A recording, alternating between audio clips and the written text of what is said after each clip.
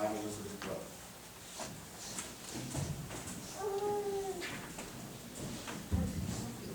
Thank you. I'm going to project better, as you recall. I am John. I am Elisabeth's brother. Elisabeth was my little sister, my only sibling.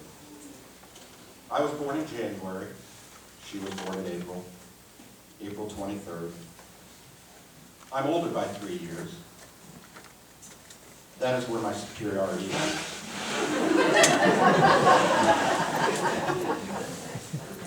Elisabeth was smarter, prettier, better read, better educated, more in touch with her feelings, and far better able to communicate.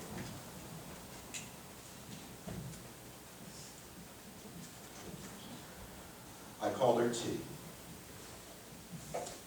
I was a happy only child, and then suddenly one day she was there.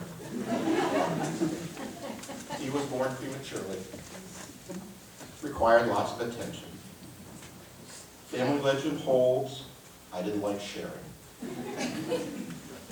We survived our childhood years. They are a blur now, the blessing and the curse of middle age. She graduated from Middlebury College. That summer she cut off all her long blonde hair. She convinced my father to buy her a red Toyota pickup truck. She got in it, drove to California, and as I have glibly said for years, never came back.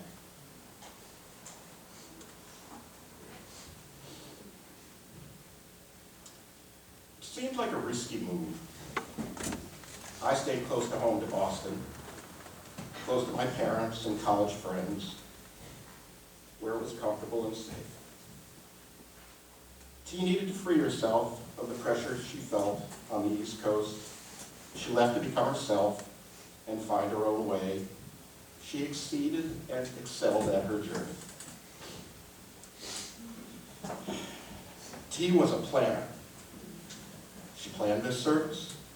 She left very little to chance. She wanted me to speak today. Unfortunately, she did not tell me what to say. I am sure now that this was also part of her plan. I've had countless conversations with her over the last 30 days. I've looked at photos and spoken with her friends and relatives and even strangers. I realized the best tribute I could give her was to write her a letter. She was a gifted writer. She loved writing and sending letters, cards, emails, and she so loved to receive one back.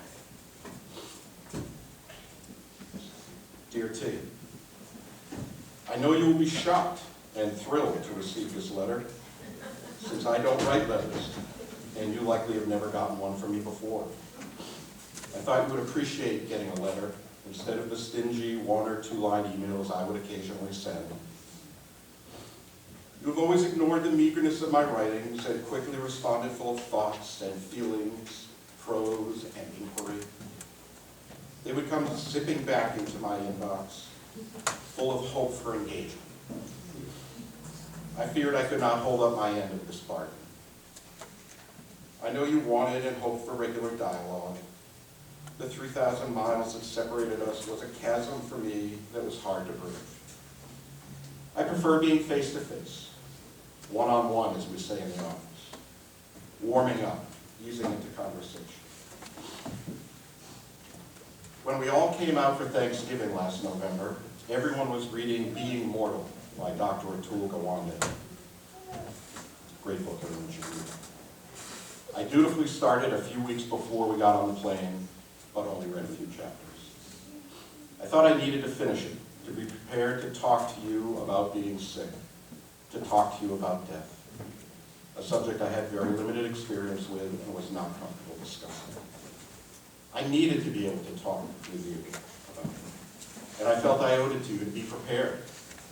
So I read for 5 hours straight and finished the book on the plane.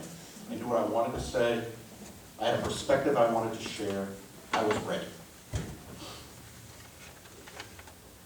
You were not. You wanted to enjoy everyone's company, celebrate the holiday, keep it light. I remember thinking, gee, I came all this way. I'm not sure when I can come back. I may never see you again. I really need to talk about this. But you sit in the car coming back from Point Reyes. I don't feel like I'm dying. I'm not going anywhere soon. Time being relative, you were right. In the spring, the devastating news came from your medical team that they couldn't operate anymore to remove the newest tumors that were invading your body. You were advised to return home and arrange for hospice. You did this with a grace and courage I cannot imagine I would ever be able to muster. When I visited in early April, you were surprisingly strong, not what I expected. You were also very sick, and it was heartbreaking to see. And I was so grateful to be able to help in any small way. Run to the pharmacy, or to the grocery store, walk Ruby and Wyatt. The ritual of the morning dog walk became paramount for me. Walking the gravel trail, smelling the eucalyptus, picking its leaves, and rubbing the oil on my hands, breathing deeply, spending time with David and Kim and Patty, three extraordinary and beautiful people whose lives are inextricably linked and intertwined with yours, in whom I believe you live on. It was so hard to leave when the week was over. We had started to talk when we had some time alone. Not as much as either of us needed or wanted, but it was a beginning. I left with the same dread. I may never see you again. I was truly blessed to be able to return again in May. Mom needed a rest. She came east, I came west. This was a very different visit. You were much weaker, on oxygen full time, but for some silly reason I became convinced that all you needed was fresh air and sunlight. Thank you for humoring me and coming outside to sit in the new zero-gravity lawn chairs from Friedman's. Somehow it seemed to me that if only you sat outdoors and soaked up some vitamin D, that everything would be okay. In the course of those 5 remarkable days, we had some soulful exchanges, we cried some big tears, we shared fears and regrets, looked at pictures of family and friends, remembered and laughed. It's a time I will never forget.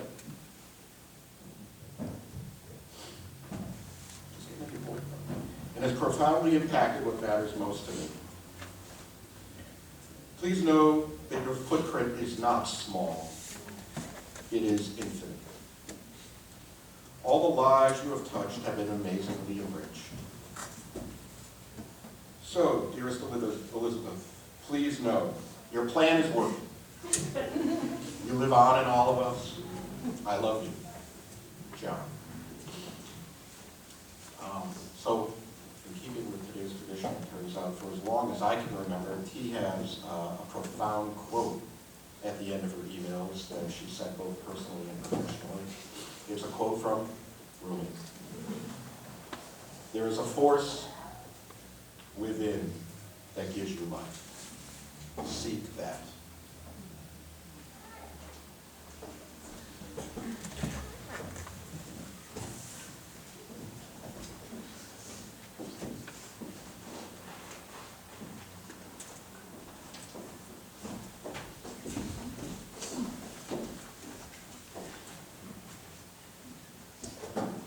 I feel like a renegade. I don't think I was in T's schedule originally. Okay. Well, I wanted to use that as a reason to check it out, but I guess I better just stay.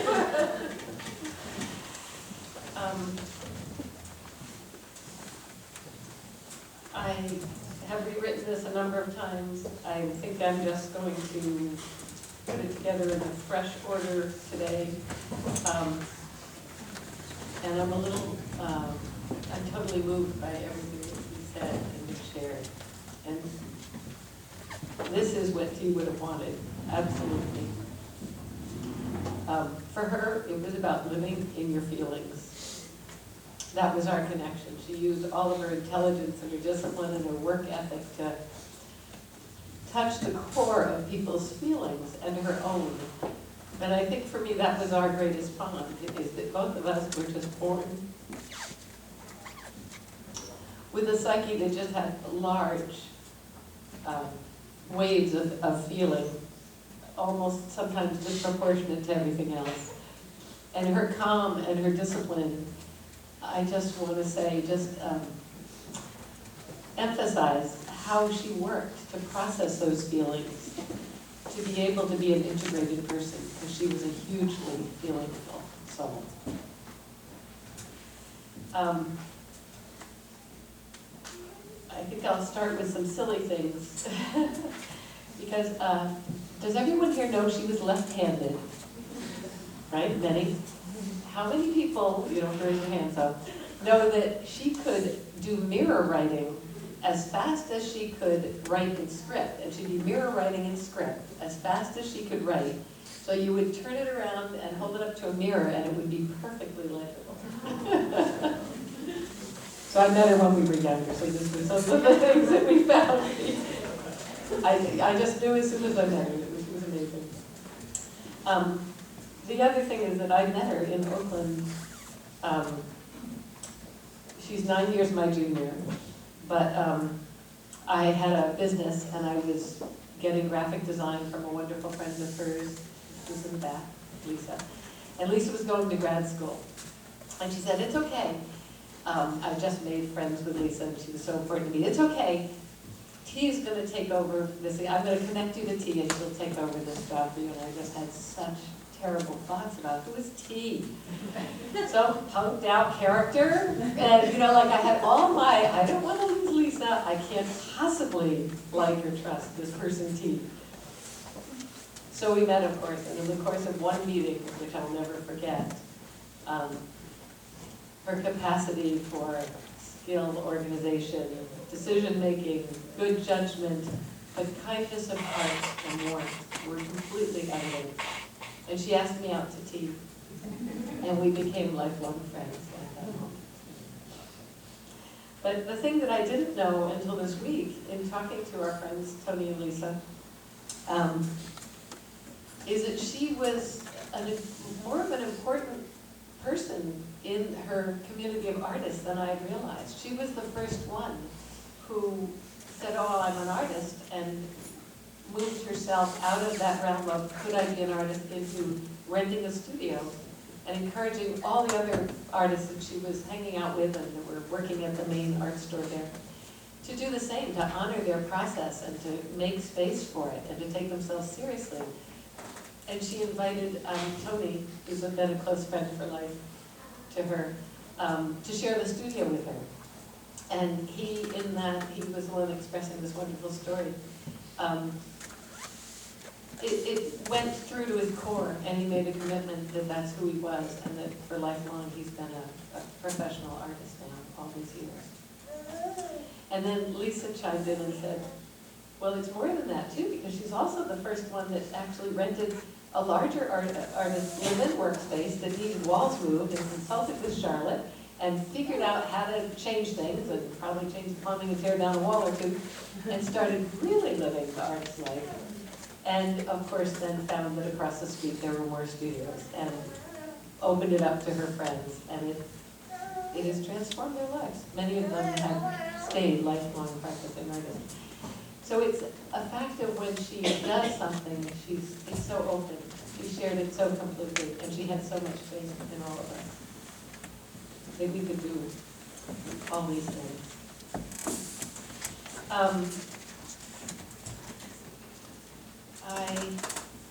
I wanted to share one other thing, and this is probably in the phone, her old phone, David.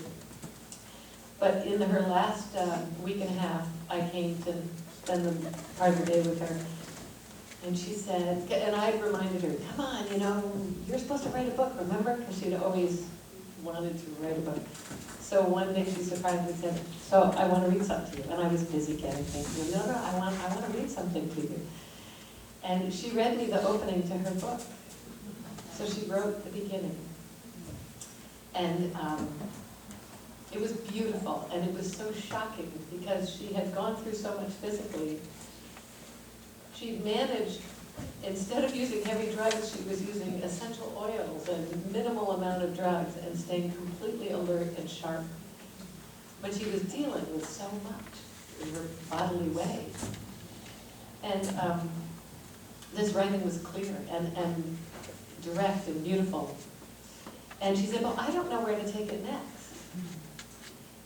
And I just thought about the times, the richness of the times when I'd stay over late with T and David, and it would always be time to turn on the murder mysteries, the British murder mysteries. And I just looked at her, not being a writer, and just searching for something. How about a murder mystery? And it was just incredible to hear her laughter and her joy and her playfulness that, oh my God, this would be fun. My book will be fun. I won't have to educate the world. I'm going to write a murder mystery. So if there are any redos, if we ever do come back, she's going to be doing that. That is for sure.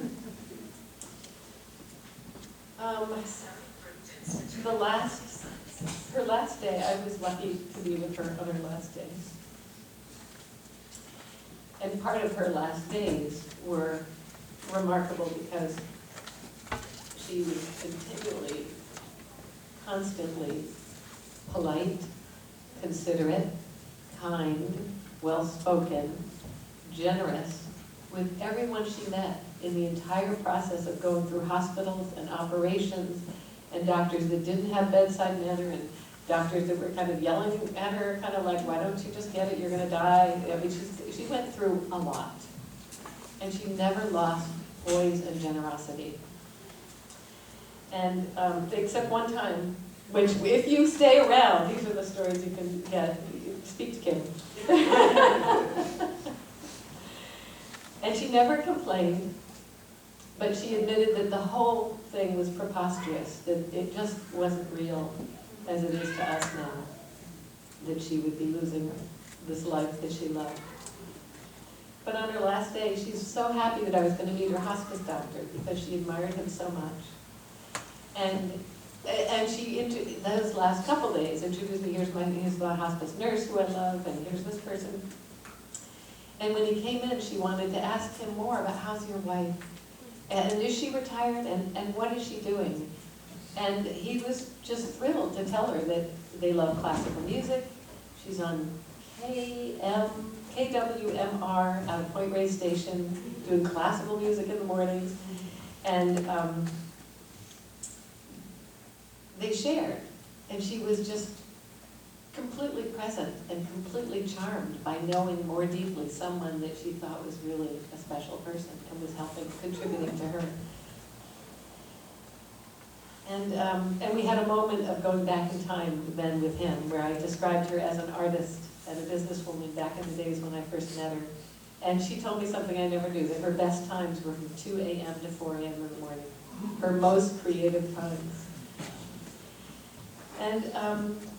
And I just thought that was remarkable, that she hadn't left her house basically in 2 months, other than one trip. And her struggle to remain calm and cogent and clear and loving was always more challenging. And she never stopped attending to others. So I asked her, I said, how on earth can this be possible? How can you do this? You know, how can you be so thoughtful and kind? And her words, she had to repeat it to me 2 different occasions. I don't want this disease to take over who I am. And it never did. 9 hours later, she died from that time of taking care of her doctor. And I think that the thing that is so wonderful about all of us being here is that this is our recreation of her to each other. I think it's been said, but it's never really been clear to me until today, maybe last night, after hanging with family, that it's just so difficult to lose someone who meant so much to you, who brought out so much love in you.